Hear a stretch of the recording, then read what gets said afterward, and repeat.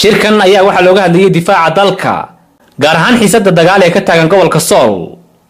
shirkan oo ka dhacay xarunta wasaaradda haweenka ee degmada Baran ayaa waxaa ka soo qayb galay maamulka heer gobol iyo heer degmo, odayaal dhaqameedyo, ururada dhalinyarada iyo haweenka, qurba joog iyo qaybaha kala duwan ee bulshada degmada Baran. ka qaybgalayaasha shirkan ayaa sheegay in ay muruq iyo maalba la garab taagan yihiin ciidamada difaaca dowladda Puntland ee jiidaha hore ee dagaalka. waxaana shirkan soo qaban qaabiyay mas'uuliyiinta heer gobol iyo heer degmo.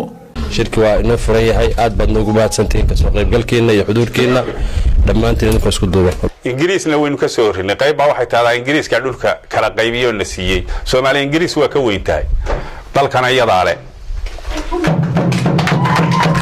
cid walbana meel baa la ku abuuray. cidda rabta inay kala qoqobto oo dhul sheegato tiraahdo soohdimo baa ama ingiriis sameeyaa ama talyaani sameeyaa, waa cid rabta gacmo kale ku adeeganayso. sidaa darteed waxaan qabnaa in difaaceeda isku mid laga yahay oo la iska dhiciyo oo loo diyaar garoobo naf iyo maalba. dalka waa muqaddis. waxaan leenahay gobolka waa goboladu ka mid yahay, diyaar baan u nahay difaaca dalka haddii ay tahay dhaqaale iyo haddii ay tahay cudud labadaba. duulaan kuma nihin xaqiiqadii annagu Soomaalinimada, laakiin wixii Soomaalinimada wuxuu u dhimayaa duulaan baanu ku nahay sida cad.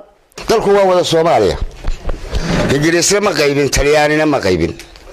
reer meel baxo reer oo qayb reer dalka u qaybiyay oo qayb reer hebelsiya qaybna reer hebelsiya ma jirto. dalku waa Soomaaliya, laakiin sidii la sheegay qaar baa waxyaabo khaldan wali jeebka ku sita, muruq iyo maal iyo maskax wax kasta si kasta wax kasta aanu diyaar garow. shirkan intaas aan hadalka ku soo gabagabeeyaa. waxaan dagaalka la alcaamiyey oo garoowe laga alcaamiyey oo madaxweynuhu ku dhawaaqay. waxaan leeyahay madaxweyne taariikh ha reebo, sidii kuwii hore taariikh la yaqaan ha reebo. waxaan leeyahay dagaalku iyo joogsan soornimada ilaa uu tago dagaalku joogsan. waxaan leeyahay madaxweyne iyo bulshadaba waa daalimiinta idinku soo duulay oo had iyo jeer rabshada wada oo maxaan ku raadaan maanta kow ka ahayn weligeed booday 22 sanadood waday inaad iska celisaan xaq baa leedahay. waxay ila tahay waxa la yiri hadii fool timaado guud qarsi ma jiro. dalku wuxuu galay marxalad kulul dawde nimanka ka soo orday Hargeysa iyo Boorame oo Garowe dul taagan inay xaq darro iyo gardarro iyo fuduul ku soconayaan iyaga ka marxaantiya waana la iska celinayaa. celintaasina ma aha mid sunna ah, waa waajib. waana waajib muqaddas ninku gurigiisa inuu difaacdo, dadkiisa inuu difaacdo. haddii uu difaacan waayo waa wuxuu baalay dhabarka laga soo haddii la tuuro wuxuu laarba hadduu gurigiisa. marka inuu waajibka muqaddaska aynu gudanaynaa waana isku raacsanahay. madaxduna waa ugu hogaaminaysaa, shicibka iyaguna waa kula soconnaa insha Allah taala. saas aynu ballanaa. wassalaamu alaykum. waa riyoolaya nimanka leemel hablayo iyaga waa soo taabanaynaa. waa soo taabana waa niman riyoolaya marka in la iska celiyo oo dawarka loo daruro mooyaane meesha wax kale yaala ma jiraan. موقفك يا dhalinyarada waan aaminsanahay dadka in la difaaco dalka inaanu ka qaadano mowqifka wixii naga beegan muruq iyo maal iyo maskaxba. muruqana ku yaqaan dhalinyarada sanaag waxay waa rag markay dhanaanaato qoriyaha wax qaata. waxaan ballan qaadayaa haddii ay soo galaan dhulkayga qofka u horeeyay inaan noqdo qori qaata insha Allah. marka ugu horeeya wiilasha ka yimi Boorame, Lawyacado, Hargeysa, maxaan ku iraahdaa Gabiley, inta la halmaasha wiilasha ka yimi hooyooyin baa dhalay. ma ka xanuunsanaynaa hooyadii dhashay hadday nooshahay hiil buu uga baahan yahay wiilkeedu. tukaraq buu joogaa, ma yaqaan, kuma dhalan, kuma abtirsan, ma garanayo waxa u dhimanayana garan mayno. annagu hooyo Soomaaliyeed in wiilkeeda haad ku cuno meel aan munaasib ahayn waan ka xanuunsanaynaa. waxaan leenahay hooyooyinkaas wiilkiinu hiil buu idinka baahan yahay. intaad hadhow barooran lahayd haddeeru nool yahay u kaalay qabso.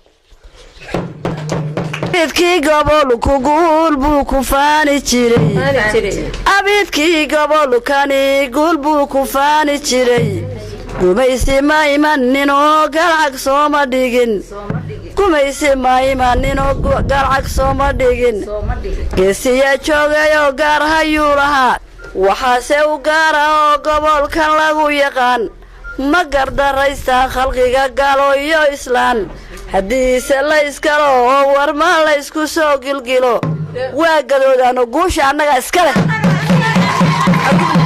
laakiin waa sii soconaa 60 kilomitir baa noo dhiman weli maanaan gaarin xad aan lahayn xaggay leeyihiin waxay dadka Hargeysa ka yimi xaggay leeyihiin dadka Gabiile ka yimi xaggay leeyihiin dadka Burco ka yimi xaggay leeyihiin waxa weeyaan ma tukaraq bay leeyihiin ma garow bay leeyihiin ma baran bay leeyihiin xaggay leeyihiin ma waxay leeyihiin buurawal bay leeyihiin waxa weeyaa waa been weeyaa malaha dhulkeena weyn waan difaacayna insha Allah hadii la yiraahdo haddana hadalka waxaan siinayaa kale halka dagaal ba ka socday tukaraq naftu mar bay goodaa nafta ilaahay mar buu jaraa wallahi laba xilli u dhiman maalin bay dhimataa qofkii ku dhiman lahaa tukaraq intuu inaga tago ku dhiman lahaa intuu tago oo gaari raaco iskii ugu dhimanaya wallahi xaynaya waxaan leeyahay halka iyo iska soo gabagaboobeyso yeena bela qarsan wixii meeshaas difaaca gudo iyo dibadba kaalinteenu leenahay aynu buuxino wassalaamu alaykum dalka oo aynu iska difaacayno gardarrada iyo duulaanka musabixi uu ku soo qaaday dhulkeena taasna hadaynu nahay bulshada reer Sanaag kaalinteeni waxaanu nahay diyaar soo diyaar ma